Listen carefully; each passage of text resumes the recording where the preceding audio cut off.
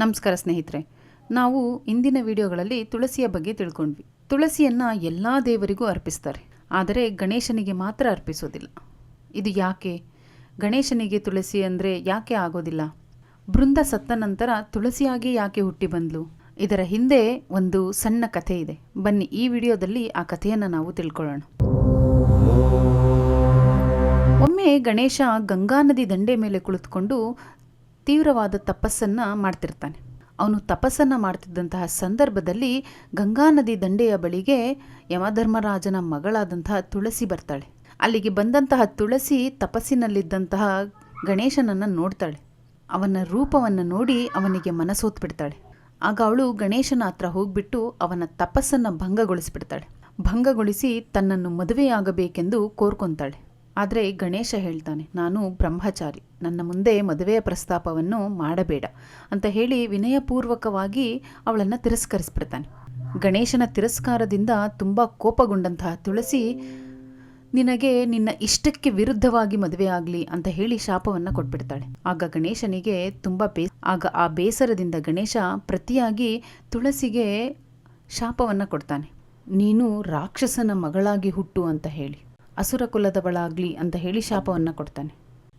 ಹೀಗೆ ಗಣೇಶ ಶಾಪ ಕೊಟ್ಟ ನಂತರ ಅವಳಿಗೆ ತನ್ನ ತಪ್ಪಿನ ಅರಿವಾಗಿ ಗಣೇಶನ ಬಳಿ ಕ್ಷಮೆಯನ್ನು ಕೇಳ್ತಾಳೆ.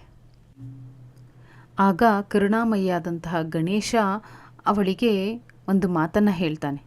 ಕೊಟ್ಟ ಶಾಪವನ್ನು ಹಿಂಪಡೆಯಲು ಸಾಧ್ಯವಿಲ್ಲ, ಆದರೆ ಶಾಪದ ತೀವ್ರತೆಯನ್ನು ನಾನು ಕಡಿಮೆ ಮಾಡಬಹುದು.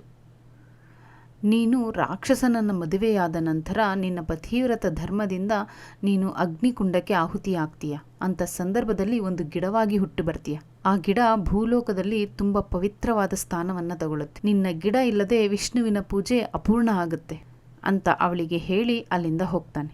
ಹಾಗೆ ಅವಳು ಮುಂದಿನ ಜನ್ಮದಲ್ಲಿ ರಾಕ್ಷಸರಾಜನಾದಂಥ ಕಾಲನೇಮಿಯ ಮಗಳಾಗಿ ಹುಟ್ಟಿ ಬರ್ತಾಳೆ. ಅವಳು ರಾಕ್ಷಸ ಜಾತಿಯಲ್ಲಿ ಹುಟ್ಟಿದ್ರೂ ಕೂಡ ಶ್ರೀಮನ್ನಾರಾಯಣನ ಪರಮ ಭಕ್ತೆಯಾಗಿರ್ತಾಳೆ, ಅತ್ಯಂತ ಸದ್ಗುಣಶೀಲೆಯಾಗಿರ್ತಾಳೆ. ಹಿಂದೆ ತಿಳ್ಕೊಂಡ ಹಾಗೆ ಆಕೆಯ ಪತಿವ್ರತ ಧರ್ಮ ಮತ್ತು ಭಕ್ತಿ ಜಗತ್ಪ್ರಸಿದ್ಧವಾಗಿಬಿಡುತ್ತೆ. ಆದರೆ ನನ್ನ ಪೂಜೆಯಲ್ಲಿ ಮಾತ್ರ ನಿನ್ನನ್ನು ಬಳಸೋದಿಲ್ಲ. ಯಾರಾದರೂ ನನಗೆ ತುಳಸಿಯನ್ನು ಅರ್ಪಿಸಿದರೆ ಅವರಿಗೆ ನನ್ನ ಕೃಪೆ ಸಿಗೋದಿಲ್ಲ ಅಂತ ಹೇಳ್ತಾನೆ. ಹೀಗಾಗಿ ಗಣೇಶನಿಗೆ ತುಳಸಿಯನ್ನು ಅರ್ಪಿಸೋದಿಲ್ಲ. ಹೀಗೆ ತುಳಸಿ ಭೂಲೋಕದಲ್ಲಿ ಒಂದು ದೊಡ್ಡ ಪ್ರಾಮುಖ್ಯತೆಯನ್ನು ತಗೊಳ್ಳುತ್ತೆ ಗಣೇಶನ ವರದಿಂದಾಗಿ. ಆದರೆ ವರ್ಷವಿಡೀ ಗಣೇಶನಿಗೆ ತುಳಸಿಯನ್ನು ಅರ್ಪಿಸುವುದು ನಿಷೇಧವಾಗಿದ್ದರೂ ವರ್ಷದಲ್ಲಿ ಒಂದೇ ಒಂದು ದಿನ ಮಾತ್ರ ಇದಕ್ಕೆ ವಿನಾಯಿತಿ ಇದೆ. ಅಂದರೆ ಗಣೇಶ ಚತುರ್ಥಿಯ ದಿನ. ಗಣೇಶ ಚತುರ್ಥಿಯ ದಿನ ನಾವು ಮಾಡುವಂತಹ 21 ಪತ್ರೆ ಪೂಜೆಯಲ್ಲಿ ತುಳಸಿಯನ್ನು ನಾವು ಬಳಸಬಹುದು.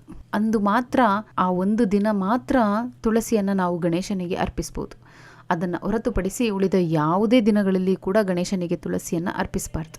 ಇದೇ ಕಾರಣಕ್ಕೆ ಗಣೇಶನಿಗೆ ತುಳಸಿಯನ್ನು ಅರ್ಪಿಸಬಾರ್ದು. ಆತನಿಗೆ ಅತ್ಯಂತ ಪ್ರಿಯವಾದ ಗರಿಕೆ ಹುಲ್ಲನ್ನು ಇಟ್ಟು ಪೂಜೆ ಮಾಡ್ತಾರೆ. ಈ ಮಾಹಿತಿ ನಿಮಗೆ ಇಷ್ಟ ಆಗಿದೆ ಅಂತ ನಾನು ಭಾವಿಸ್ತೀನಿ. ಈ ಮಾಹಿತಿ ನಿಮಗೆ ಇಷ್ಟ ಆಗಿದ್ರೆ ನಮ್ಮ ವಿಡಿಯೋನ ಲೈಕ್ ಮಾಡಿ, ಶೇರ್ ಮಾಡಿ, ಕಮೆಂಟ್ ಮಾಡಿ, ನಮ್ಮ ಚಾನಲ್ನ ಸಬ್ಸ್ಕ್ರೈಬ್ ಮಾಡ್ಕೊಳ್ಳಿ. ಧನ್ಯವಾದಗಳು.